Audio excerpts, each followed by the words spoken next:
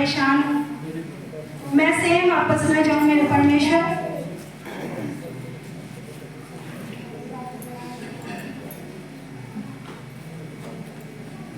सबसे पहले हम पढ़ेंगे लेवी व्यवस्था कि परमेश्वर हमें क्या आज्ञा देता है कि हम उसकी आज्ञा को पूरा करें।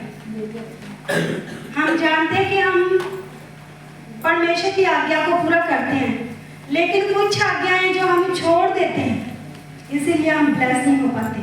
तो मेरे साथ निकाले लेवी व्यवस्था उसका 25 अध्याय, पेज नंबर 194,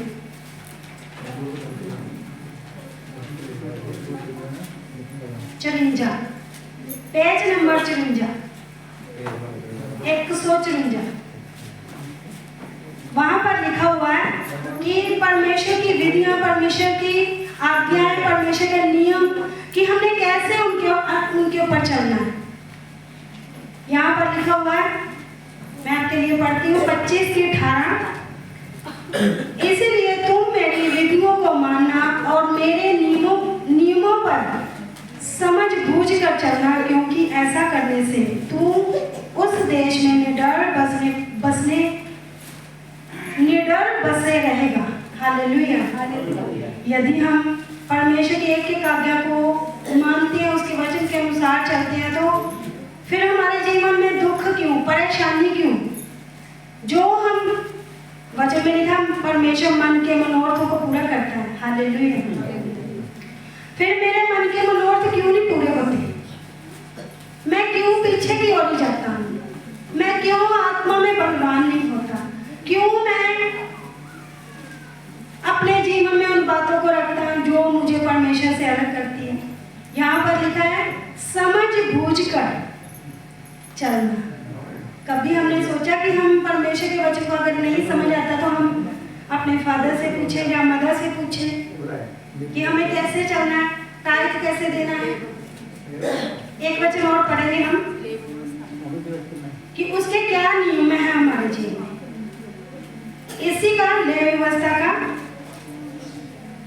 27 का 30 वचन पढ़ेंगे हम कि जो नियम परमेश्वर ने दिया कि यदि तू चाहता है मैं तंदुरुस्त रहूं, आत्मा में बलवान हूं और कोई विपत्ति मेरे जीवन में ना आए, मेरा काम काज फलवंत हो, कोई भी रुकावट मेरे जीवन में ना आए, तो मेरे साथ पढ़े 30 वचन, 27 का 30, ऊंची आवाज से पढ़े। लेवी व्यवस्था 27 का 30 वचन पढ़े, जोर से पढ़े, माइक लेके। सबने निकाल लिया? वहां पर क्या लिखा हम देखते हैं। फिर भूमि की उपज का सारा दशमांश, चाहे वे भूमि का बीज हो चाहे वृक्ष का फल, वे यहोवा ही का है, वे यहोवा के लिए पवित्र ठहरे। आमीन। हालेलुया। पहले सुना कभी ये वचन? हालेलुया।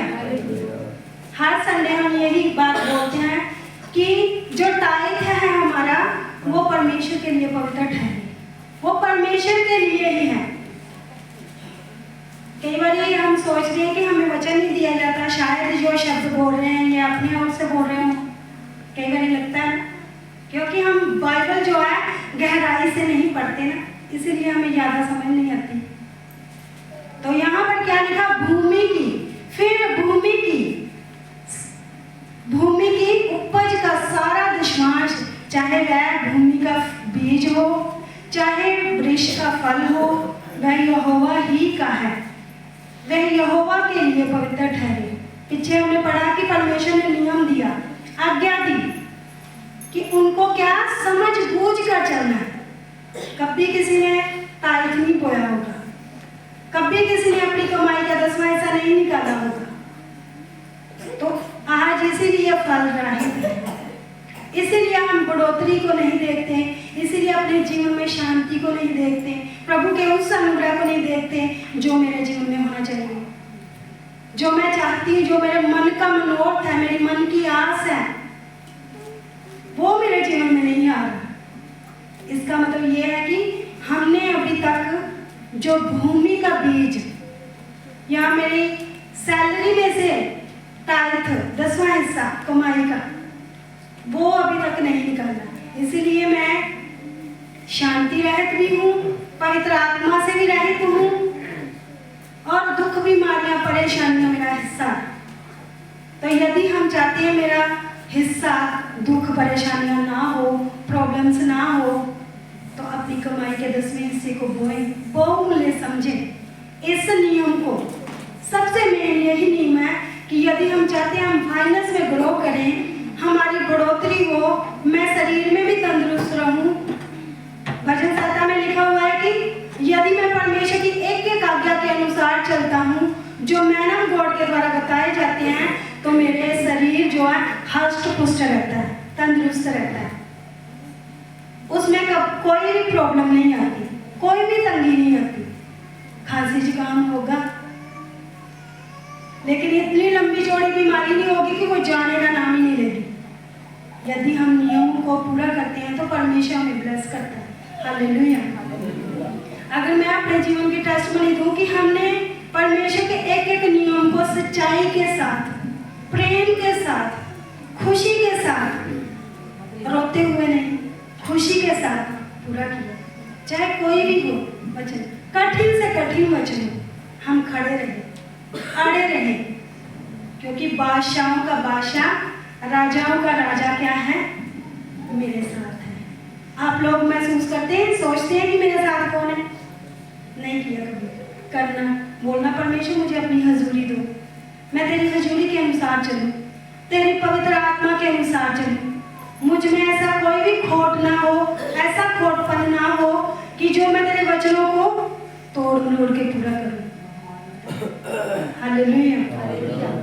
तो अगर हम लोग चाहते हैं कि हम परमेश्वर के उस अनुग्रह को लें जो मेरे ऊपर है, जो इस मिनिस्ट्री के ऊपर है, जो दर्शन परमेश्वर ने हमें दिया है, उसको पूरा करने के लिए आप हमारे साथ खड़े हैं, तो परमेश्वर क्यों नहीं आपको ब्लेस करेगा। हालेलुया। हमारे आत्मिक फादर बोलते हैं कि जो जन इस दर्शन का हिस्सा है वो कभी भी दुखी नहीं रहेगा, कोई भी उसको फाइनेंस प्रॉब्लम नहीं आएगी, कोई वो बीमारी नहीं आएगी, कोई भी प्रॉब्लम नहीं आएगी। तो यदि हम उनका हिस्सा हैं तो हमारे ऊपर भी कोई बीमारी नहीं आती, कोई प्रॉब्लम नहीं आती। खांसी जुकाम होता है, बुखार आता है, लेकिन जो बड़ी बीमारी होती है कि हम सोचते हैं वो दवाई खाने से ठीक नहीं होगी, ऐसी बीमारी नहीं आती, क्योंकि हम परमेश्वर के वचन के ऊपर खड़े हैं, अड़े हैं कि नहीं परमेश्वर, यदि आपने हमें अलग किया है अपने काम के लिए, तो हम विश्वास योग्यता के साथ तेरे वचन को, तेरे लोगों को बिना कुछ मिलावट किए हम दें। कोई भी हमारे अंदर भी ऐसा खोटपन ना हो कि हम तेरे वचन से चूकें। वहां पर लिखा है 25:18 में कि उसके जो नियम है, उसकी जो आज्ञाएं हैं, उसको क्या करना है। हालेलुया। समझ बूझ कर, अगर नहीं पता चलता तो पूछें, फोन करके पूछें कैसे करना है, क्या करना है। और कोई भी काम करें तो मत्ती में लिखा हुआ है, यदि तू दान करे तो तेरा दान क्या हो। अगर इस हाथ में बोया है तो इस हाथ को ना पता चले, अगर खब्बे हाथ में बोया है, जब सज्जे ने बोया है तो खब्बे को ना पता चले। लेकिन हम लोग अगर ब्लेसिंग से वंचित रहते हैं, इसी का कारण है कि हम ढंढूरा पीट देते हैं। अपने आप को चौकस करें, समझ बूझ कर चलें परमेश्वर के वचन के अनुसार, और किसी के मन को ठेस ना पहुंचाए, खेदित ना करें। अगर हम दाऊद को देखें तो वो सबसे बड़ा राजा था, तो उसने भी गलती की। जब समुएल जो भविष्यद्वक्ता था, वो बूढ़ा हो गया जब, तो लोग उसको बोलने लगे हमें राजा दो, राजा दो। तो समुएल जो भविष्यद्वक्ता था, समुएल किसका बेटा था? हालेलुया। समुएल किसका बेटा था? तो उसने कैसे मांगा था? तो उसने कि मैं अपनी सौतन को दिखाऊंगी या मैं अपनी गवांडर में बोलूंगी आ देख मैनू ही मुंडा दिता प्रभु ने। इसीलिए अगर हम ब्लेस नहीं हो रहे, इसका कारण यही है कि हमारे मन में कुछ और है, लेकिन जो परमेश्वर हमसे चाहता है हम वो करने के लिए राजी नहीं है। जिस दिन आप वो करने के लिए राजी हो जाएंगे, परमेश्वर आपको दुगना ब्लेस करेगा, डबल ब्लेस करेगा। अगर अलीशा ने मसा लेना था तो वो अपने फादर को, अपने पिता को उसने नहीं छोड़ा। दूसरे भविष्यवक्ता उसको बोलते थे कि तेरा फादर, तेरा पिता जो है आज उठा लिया जाएगा। उसने कहा चुप कर जाओ, चुप कर जाओ। उसने अंत तक अपने फादर को रिसीव करता रहा, उसके साथ साथ चलता रहा। तो वो क्या काम करता था? एलिया के हाथ ही धुलाता था। उसके हो सकता है उसके कमरे की सेटिंग करता हो, उसके लिए काम, खाना पानी सब कुछ करता हो। तो देखो उसने डबल मसा पाया। अगर आज हम चाहते हैं कि हम डबल ब्लेसिंग पाए तो उसके नियम को पूरा करें। तो जब उन्होंने राजा मांगा तो शाऊल नाम का पहला राजा जो परमेश्वर ने उनको दिया, जो 4 साल उनकी अगुवाई की उसने, लेकिन उसके बाद वो राजा तो रहा लेकिन वो परमेश्वर की अगुवाई के साथ नहीं चला। अगर हम मैन ऑफ गॉड की अगुवाई के अनुसार नहीं चलते, जो परमेश्वर के नियम हैं, जो उसकी आज्ञाएं हैं, हम नहीं मानते, तो हम कभी भी ब्लेस नहीं हो सकते। कभी भी हम ये नहीं कह सकते कि मैं तंदुरुस्त हूँ, मैं बीमारी रहती हूँ, मुझ में ये प्रॉब्लम है।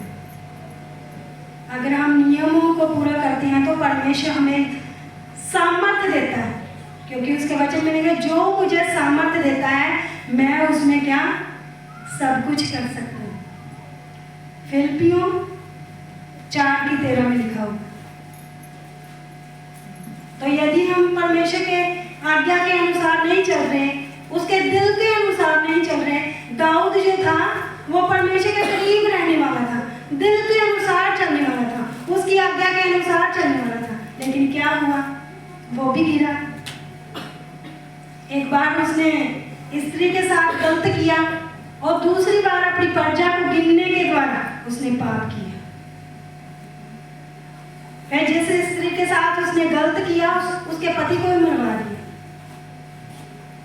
क्या हम इसीलिए परमेश्वर ने इसमें लिखा है कि तुम भी ऐसा करो। इसीलिए लिखा है कि हम इन गलतियों को, इन पापों को ना दोहराएं, इन बातों को हम ना दोहराएं, फिर ही हम ब्लेसिंग के हकदार हैं। जो जन अपने टाइट को बोता है, क्योंकि टाइट परमेश्वर के लिए पवित्र ठहरे, तो जो जन टाइट बो रहा है, आज तक जिन्होंने बोया है उनकी ब्लेसिंगें बोलती है। मैं बोलती हूँ ना तो मेरी ब्लेसिंगें बोलती है। अगर आप नहीं बो रहे इसका मतलब यही है कि आपकी ब्लेसिंग नहीं बोल रही। इसीलिए खड़े रहे, परमेश्वर में अड़े रहे। दाऊद अंत समय तक परमेश्वर से माफी मांगता रहा, वो सारे नियमों को पूरा करता रहा, सिर्फ उसने 2 गलतियां कर दी, जो सबसे बड़ी गलतियां थी। एक गलती की, गलत किया स्त्री के साथ, दूसरा उसके पति को मरवा दिया, ये सबसे बड़ी गलती थी उसकी। अगर हम आज नियमों को पूरा नहीं कर रहे तो हमारी बहुत बड़ी गलती है, हमारा नुकसान ही है। इसी में एक और व्यक्ति को अगर हम देखते हैं, विधवा, जो कि विधवा थी, शारपत की विधवा थी, और एक और अलीशा के समय में एक स्त्री थी जिसका पति अलीशा के साथ रहता था। तो वो परमेश्वर का भय मानता था। उसने कभी नहीं सोचा था कि मैं परमेश्वर के काम को करूं। जब वो पैसे लेकर परमेश्वर के काम को बढ़ाता था, करता था, तो वो मर गया। तो उसकी पत्नी कहती मेरे पास तो कुछ नहीं है, तो जिनसे मैंने कर्जा लिया, जिनसे मेरे पति ने पैसे लिए, वो मेरे बच्चों को लिए जा रहे हैं।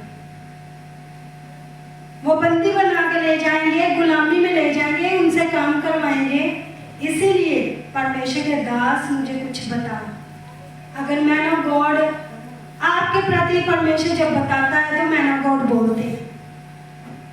बोलते हैं ना, बताते हैं ना आपकी जो गुप्त भेद है। क्योंकि बाइबल में लिखा हुआ है कि जब हम यिर्मयाह 33:3 में पढ़ते हैं तो वहां पर ऐसा लिखा हुआ है कि यदि तू मुझसे प्रार्थना करे, मैं तुझे बड़ी बड़ी कठिन बातें बताऊंगा। तो जब मैन ऑफ गॉड के द्वारा हमें बताया जाता है, इसका मतलब यही है कि परमेश्वर इस चीज का हल करने जा रही है।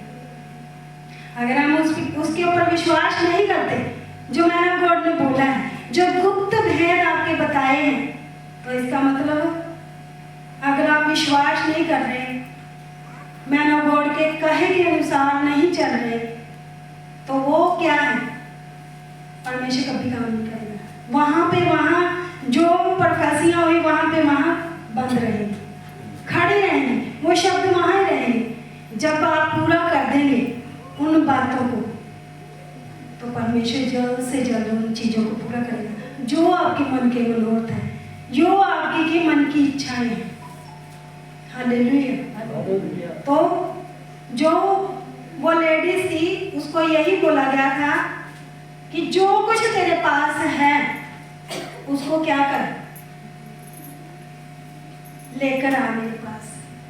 जब वो लेके आई तो तेल इतना बढ़ गया, इतना तेल बढ़ गया, इतनी सामर्थ। जब हम मैन ऑफ गॉड के पास रहते हैं, ज्यादा मैन ऑफ गॉड के साथ रहते हैं, तो वो जो अभिषेक उसके ऊपर है वो हमारे जीवन में भी आता है। लेकिन हमने कभी उस अभिषेक को ग्रहण नहीं किया।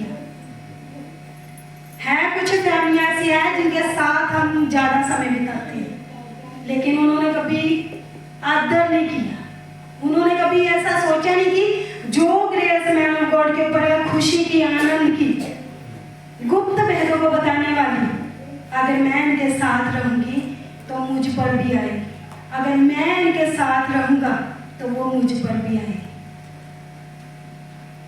अगर हम उसको सही रीति से अगर सही नहीं करते तो गलत भी हो जाता है। हालेलुया।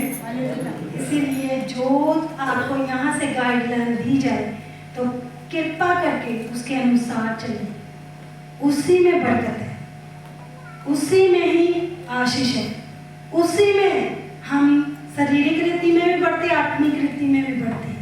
यदि हम नहीं चल रहे, उसके वचन के अनुसार नहीं चल रहे, तो हम डामाडोल हैं, ना उधर ना इधर। हालेलुया। तो टाइट जो क्या है, परमेश्वर का है, ये परमेश्वर के लिए पवित्र ठहरे। तो जो जन टाइट होते वो कभी टाइट नहीं रहते, कभी भी तंगी में नहीं रहते, कभी भी मुश्किल नहीं आती उनको। कभी भी वो दुकान पर जाए कि हाँ मैं ये चीज खाने को मन कर रहा है, तो कभी भी ऐसा हुआ कि वो ऐसे वापस आए, वो लेकर ही आते जो उनके मन की इच्छा होती है। वो तब होता है ऐसा जब हम परमेश्वर के वचन को पूरा करते हैं। कि टाइट जो है परमेश्वर का, यहाँ पर 2 शब्द लिखे हुए हैं, उपज, भूमि की उपज, सारा दशमांश, चाहे भूमि का बीज हो चाहे वृक्ष का फल हो। हालेलुया। बीज जो क्या है कि गेहूं लगाते हैं, जैसे हम जिनकी खेती है, खेती बाड़ी करते हैं जो लोग, उनकी गेहूं होती है, वो गेहूं का अपना 10वां हिस्सा ला सकते हैं। ज्वार राई हो, कुछ भी लगाया हो ऐसा, तो वो अपना 10वां हिस्सा अपने बीज का निकाले। और आगे लिखा हो, चाहे वृक्ष का फल, चाहे आपने बाग लिया हो, चाहे आपने कुछ भी ऐसा खरीदा हो जो जहाँ आपके घर में लगा हो, तो उसका भी टाइट निकालिए, क्योंकि वो भी परमेश्वर का है। हालेलुया। हमारे यहाँ पर हम जब भी हमारे घर में कोई भी नई चीज और पैदा होती है, जब आती है, जब लगती है, सबसे पहले हमारा 10वां हिस्सा हमारे फादर के वहां जाता है।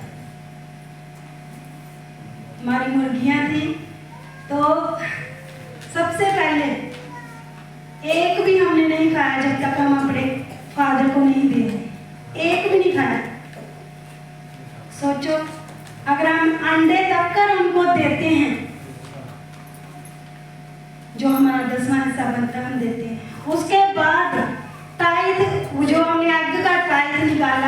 दिया हमने, इतने एग हमने बेचे, इतने एग हमने खाए, सोच नहीं सकते आप।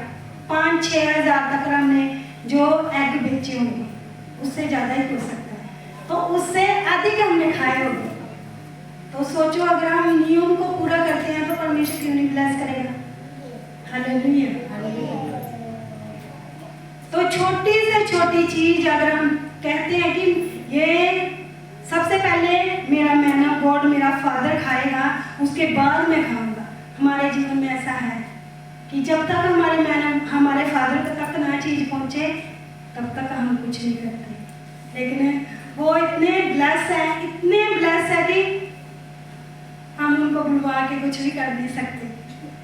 लेकिन आस है कि एक दिन ऐसा आएगा कि हम उनके साथ बैठ के खाना खाएंगे, उनके साथ बैठ के बात करेंगे। तो की भी है इस साल जो ये वीरवार आएगा, हम मिले थे वीरवार को, साल पूरा हो जाएगा, अब भी हम मिलने की तैयारी में हैं। तो अपने फादर के लिए और अभिषेक का आदर करें। तो टाइथ परमेश्वर का, अपने बीज का, अपने फल का, जो कुछ भी आपके घर में लगा है उसको लेकर आए, टाइथ लेकर आए, और परमेश्वर उसी में आपको फलवंत करेगा, फलदायक करेगा। तो यदि आप लोग पवित्रताई में नहीं चल रहे, प्रेयर में नहीं चल रहे, बाइबल नहीं पढ़ रहे, तो भी आप मुश्किल में हैं, क्योंकि पवित्रताई नहीं होगी, प्रेयर नहीं होगी, उपवास नहीं होगा, वचन पढ़ना नहीं होगा, तो हम कभी भी परमेश्वर की उपस्थिति को महसूस नहीं कर सकते, कभी भी। हालेलुया। तो अपनी कमाई का भी 10वां हिस्सा देना है, अपने शरीर का भी, कि प्रभु मैं 2 घंटे 40 मिनट प्रेयर में बैठूं। अगर हम इससे अधिक बैठेंगे तो हम और ब्लेस होंगे। हालेलुया। तो जो लोग ऐसा करते हैं वो आत्मा में बलवान होते हैं, और फाइनेंस, अगर वो टाइट हो रहे, फाइनेंस में भी ब्लेस होंगे। अगर हम नियमों को पूरी रीति से पूरा करते हैं तो परमेश्वर हमें सामर्थ्य रखता है देने की।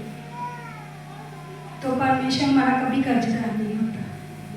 वो हमें ये आस रखते हुए नहीं बोला कि मुझे ज्यादा मिलेगा, लेकिन ये याद रखते हुए बोना है कि तेरे वचन को पूरा करना परमेश्वर ने, जो तेरा वचन कहता है उसके अनुसार चलना परमेश्वर। आस अगर हम रखते हैं तो हाँ, आस पूरी होती है, ये नहीं कि नहीं। अगर मैं बोल रही हूँ तो मैं अगर 4 साइडों से देखूँ तो मैं ब्लेस हूँ, बहुत ब्लेस हूँ, आत्मिक रीति में, शारीरिक रीति में, हर तरफ से। अगर आप लोग चाहते हैं ऐसा बनना तो उस विधवा की तरह अपने आप को मैन ऑफ गॉड के हाथों में दे दें और अभिषेक का आदर करें।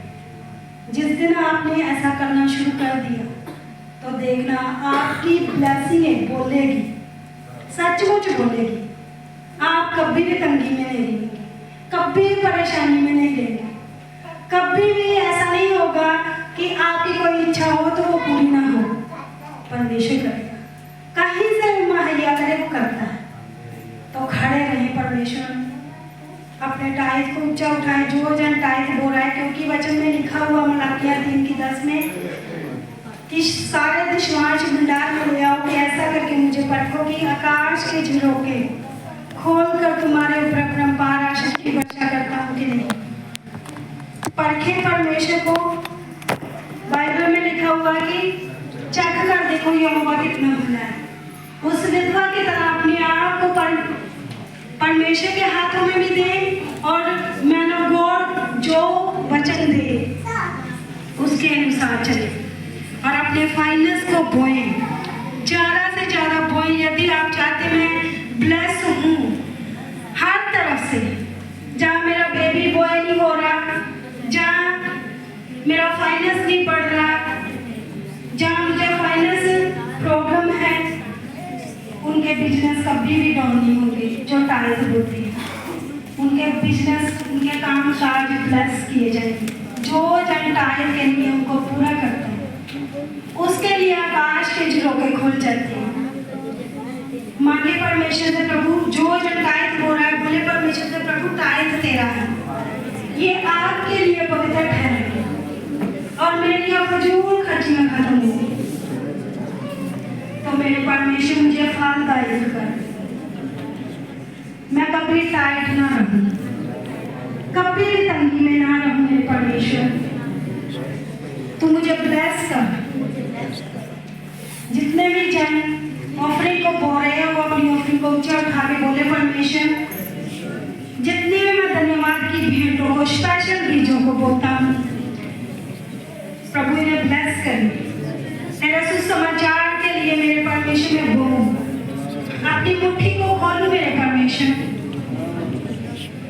जो बातें आप मेरे जीवन से चाहते वो पूरी हो मेरे परमेश्वर। मेरा बीज उगे मेरे परमेश्वर, मेरी ब्लेसिंग बोले मेरे परमेश्वर। मैं 30 गुना नहीं, 60 गुना नहीं, 100 गुना फलों को लेके आऊँ। मैं 100 गुना फलों को लेके आऊँ मेरे परमेश्वर, तेरे वचन के अनुसार। मैं इस वचन के अनुसार में